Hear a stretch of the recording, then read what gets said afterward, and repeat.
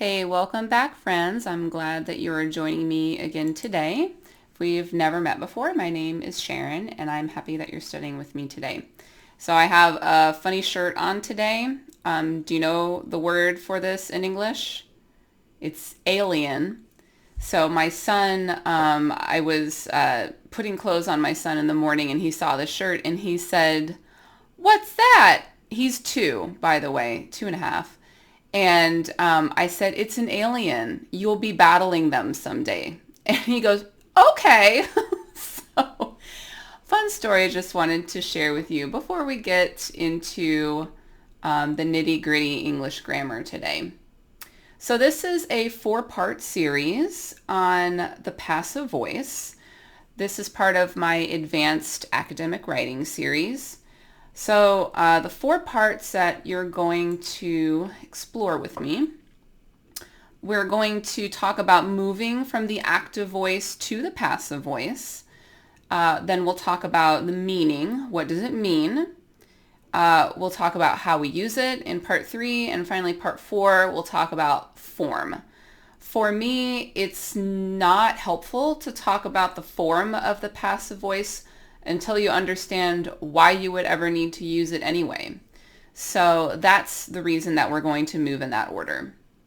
All right, so you ready? Today we're going to focus on moving from the active to the passive. All right, so active voice, you naturally like these kinds of sentences because they make sense. In an active voice sentence, the logical subject is clear and the logical subject performs the verb. And I'll have examples of that. Let me give you one just right now so you know what I'm saying. If I say, "I wrote a paper," it's very clear what I'm talking about. I is our subject, right? And what did I do? I wrote. So that's why we like the active voice. The passive voice is different. The logical subject might be unclear, or maybe it's absent. All right? So in an active sentence, our grammatical subject is also our logical subject. And our grammatical object is also our logical object. And so there's no confusion there. But what happens in a passive sentence is that our grammatical subject is actually the logical object. So we move parts of the sentence. So I'll show you what I mean by that. By the same token, our grammatical object becomes the logical subject, or it might not even be there. All right, so here's my example. Here's an active sentence, very easy. Anna kicked the ball. We know who did what. Anna, what did she do? She kicked. What did she kick? The ball. All very easy, right? But in a passive voice, so let me label these. We have subject, verb, object. In a passive voice sentence, we're going to take this and move it up here, and then this is moved over here. And we will talk about the reasons for doing this. A main reason is for some reason we want to focus on the object instead of the subject. So if we change those words, we also have to change the verb, because if we just switch, right, it doesn't make any sense. The ball kicked Anna? I don't think balls do that, do they? All right, so this is why the form of the verb also has to change, because it just doesn't make sense. The ball kicked Anna. No. So we have to change the verb, and what we do is we say the ball was kicked by Anna. Okay, so we have a by phrase, but we also add the be verb. Okay. So that tells us this is a different verb than just active voice. All right, so let's do some sentences together to see if you get it. The first sentence is Thomas Edison invented the light bulb. So take a minute and write on a piece of paper what you think you would do. Are you ready? Okay. So we're going to take our object. So first let's identify what the parts of the sentence are. We have subject, verb, and object. Okay. Now remember, we're going to switch object to subject, subject to object. Okay, so light bulb is going to come forward and Edison is going to come back over here. All right, so here's what I need to do. The light bulb.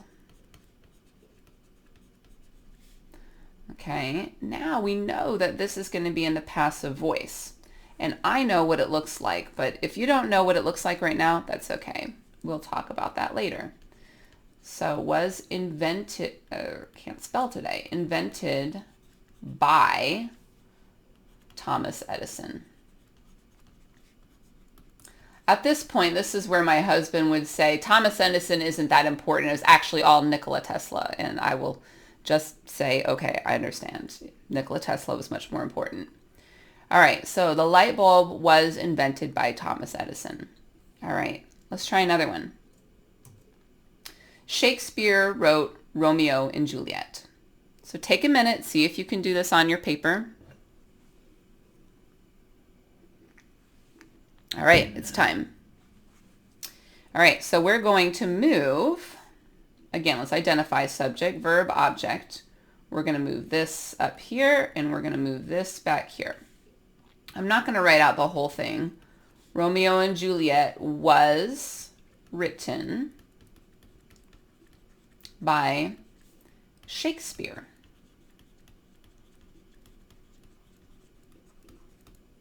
Not too hard, right? All right. All right, here's another one. Lady Gaga sings Poker Face. Can you do it? All right, let's check it now.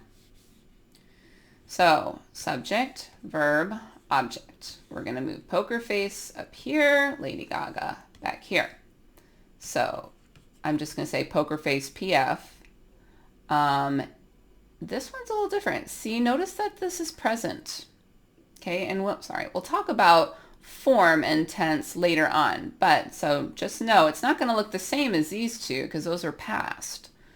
So Poker Face is sung by Lady Gaga. Okay. Apple created the iPhone. So now we're back to the past tense. The iPhone was created by Apple. So I hope you're getting it now. It's not too hard to understand the idea of, okay, we're moving these things. What is difficult is in practice when we're actually writing and we're actually reading and our brain actually has to flip these things to make sense. That's when it becomes challenging. All right, so quiz time. Here are 3 sentences. I'd like you to pause the video and make them into passive voice, best that you can. All right, and now here are the answers. So Fahad made the best poster becomes the best poster was made by Fahad. Okay. Da Vinci created the Mona Lisa becomes the Mona Lisa was created by Da Vinci. All right. Someone left the towel on the floor. Now this one is a little different. Someone. Do we know who? We do not. So we can say the towel was left on the floor, period. We could also add by someone. But very often in English, if we don't know who did it, we don't say by someone. We just say the towel was left on the floor. And this is an example of what confuses some intermediate English learners as you see was left and you're like, that's not right. That's not simple past. Well, it's simple past passive. Okay. So keep that in mind as you're reading English and writing English. Thanks for joining me for this short video. In our next one, we will move on to the meaning of the passive voice. I'll see you next time.